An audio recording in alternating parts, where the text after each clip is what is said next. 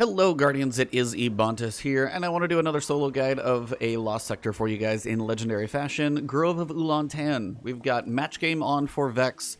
Champions are going to be Barrier and Overload, so let's go over the loadout real quick. Now, as usual, I'm not going to be using the Valkyries or the heavy frames, but if you have those unlocked, use them. Now, the only thing about using the heavy frames, typically when they explode, they are insanely powerful, which is a good thing if you're trying to clear it out. But on the other side, if you are trying to complete the bounty and you have to kill the 12 champions, sometimes the actual heavy frame will destroy the champion before you ever get any damage on it. So if that happens to you, make sure you are either trying to ensure you get some damage on the champion, so before the heavy frame kills it, or two, avoid the heavy frame, maybe use the Valkyrie, something like that, just make sure you get some damage on them so the champions count. If you're having issues with that, that's probably why. Quick run through on the loadout. I'm going to go Void because the final boss is got a Void shield on him and you want to be able to make sure you drop that one. The other reason is, one, I want to be able to do some damage, so Magnetic Grenade hopefully will stick. I want to be able to bash him around with kind of a shield a little bit, but I've got Ward of Dawn in case I do need some protection. I've got a Overload round on a hand cannon, just a basic Better Devils here. It really doesn't matter which one you use, but a hand cannon Overload. I've done Overload on auto rifles before. The hand cannon actually does seem like a better option. I'll kind of explain why. Both work. It's really a preference of yours. You have to get like 8 or 10 shots out of an Overload, and then you got to make sure you hit the right one on the auto rifle. On the hand cannon, you have like a time range where you actually get to fire that next round, and it counts as Overload. So it seems a little easier as I was testing this out today. Barrier, running just a submachine gun. It's really up to you. There are arc shielded harpies in there, so you will need something of arc nature that has got a little bit of range on it. So if I run this or I run this, really not going to matter. Range on these is probably about the same, so I'll run with those two. And then, of course, finally down here, I am running a Void Sword just for the Overload help if I need it, and also to get that damage output as much as possible when it comes to either the boss or the champions. Swords are still awesome. I'm still going to do a video about those for you guys, so stay tuned for that one. But let's jump into the Legendary Lost Sector and show you guys how it's done.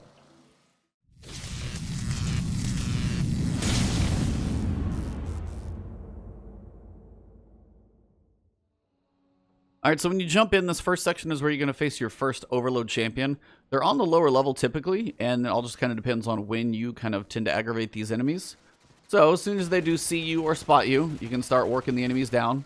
There will be some up on this upper level, so I try and hold on to my grenades for the enemies that I feel like I need them the most for. So these enemies right here, not too bad. Now you'll notice the Overload actually is still active for like 3 seconds. So it's just doing some damage with that weapon. And then once you do a continuous amount of kind of damage, I've got 5 seconds to get that shot off. So Overload's going to be hanging down there. I'm going to try and work my way down there. But just try and be ready. Now the Harpy being down there, bit of an issue. Depends on who's hanging around the corner.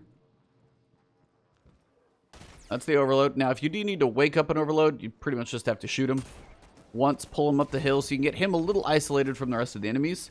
And if you start shooting him about a couple times, he should get disrupted pretty easily. It's not actually as hard. And then as soon as you see the finisher ability pop up, whenever you see any of these enemies highlighted with that finisher ability, use that as frequently as possible. That's going to help you, for one, conserve that heavy ammo if you need it, and then also just finish those guys quicker without burning through any more ammo. Let's try and kill these last couple in here, and first room is clear, moving forward. Next one is going to be a Barrier champion, so not nearly as bad. It's just a Hobgoblin, and they don't even, like, snipe, so they're really not that bad. Kind of tuck yourself around corners, kill the enemies you can.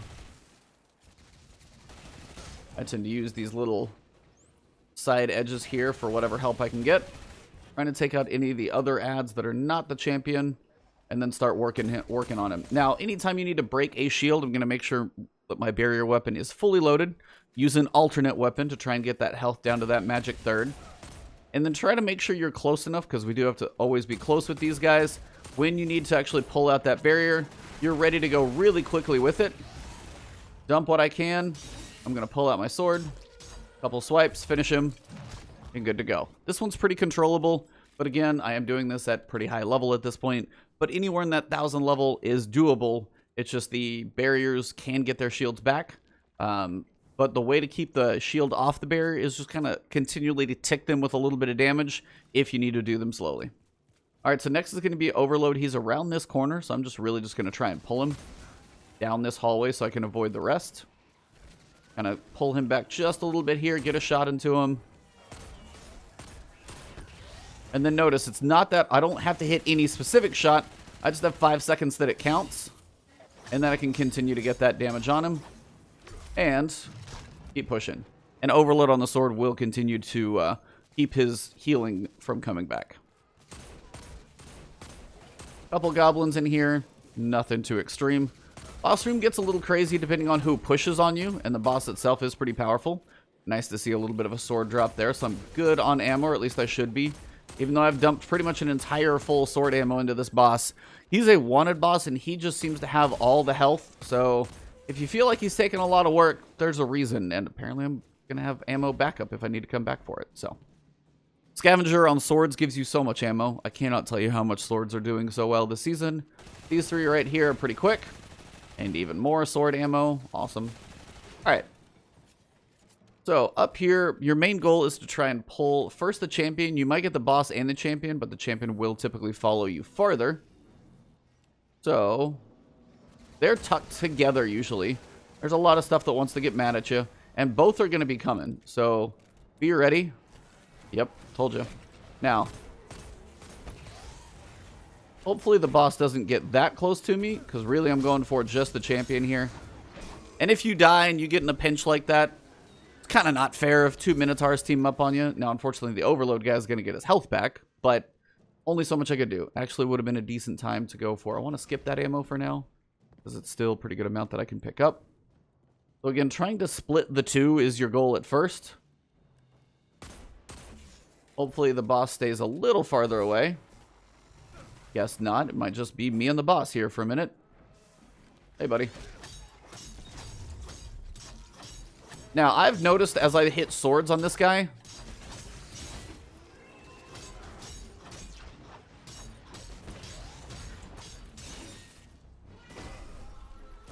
this is not going well, but at least this is where you guys can see where things can go poorly. Figured I would at least show you. Ammo still here? Sweet.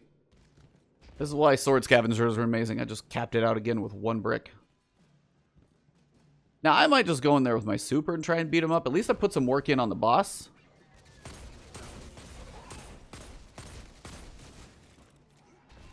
Again, this little window's not going to be an actual place that you can fight these guys from, but you might be able to aggravate him enough to get over here. And again, trying not to pull the boss. Now, he's farther back. This should be a little more manageable, hopefully. I can annoy somebody enough to pull him back here. There's the one I want. Now, be ready for him to come. Pretty easy to stun if it's just him. Make sure you got full energy when you go for those heavy swings. That's going to make those more powerful. There we go. Now he's down. I actually got some heavy back here. Gotta grab it. You may not have that heavy, but as you guys can see, the amount of damage I'm outputting with a sword and still not finishing this guy off just goes to show you how much this boss actually is going to have on health. Now, he's a little crazy with those shots. But for now, trying to work the adds off to the sides. Got the arc shields over there.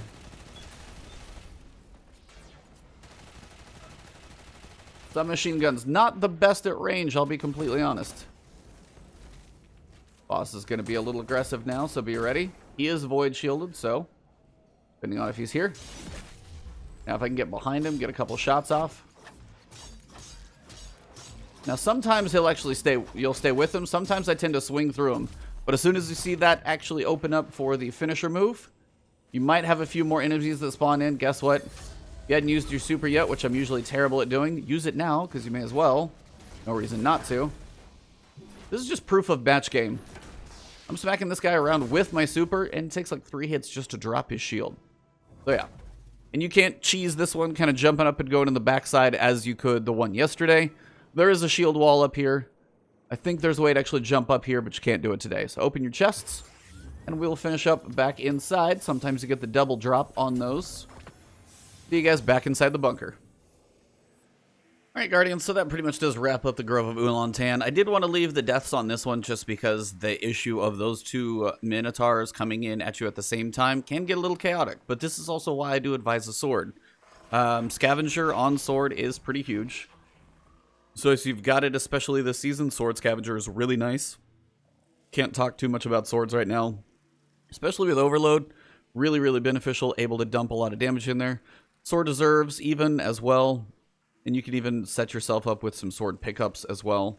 Ammo finders and things are a good way to go like that. Could have had that one on there as well for even more. But swords are a good thing because the amount of ammo you can have. I mean, if I was running something like Edge Transit, I would probably have run out of ammo, either from the teleporting, the missing, and it's just a way to control. If you've got Black Talon, it's not a bad one either, because you can fire those projectiles. It's void, going to be able to put some damage in at range against some of those barrier enemies as well. So Black Talon, also pretty strong right now. And of course, those of you guys, Titans, who have Stronghold, pretty cool thing as well. But again, Arc Harpies, whether it be a submachine gun, whether it be a sidearm, whatever you got, overload rounds, again, you can switch whichever place you need them, but the arc does need to be here. So if you have like an arc hand cannon like Waking Vigil, throw and unload on that one, then up here you could have a little more flexibility for your barrier. So hopefully this video does help you guys out. If you haven't followed me on twitch.tv/Ebontis before, I have been streaming quite a bit, so you guys can find me there. If you guys have subbed to the channel before, awesome. Please make sure you hit that notification bell next to the sub button. Apparently YouTube is harping on that one even more for our videos to make it to you. But if you haven't subbed before, hit both, and I'll keep more awesome videos coming to you guys. So thank you very much. You can find me on Twitter as well. Ebontis everywhere. Thank you guys. Stay safe. Stay indoors if you can. Have a good one. I'll see you soon.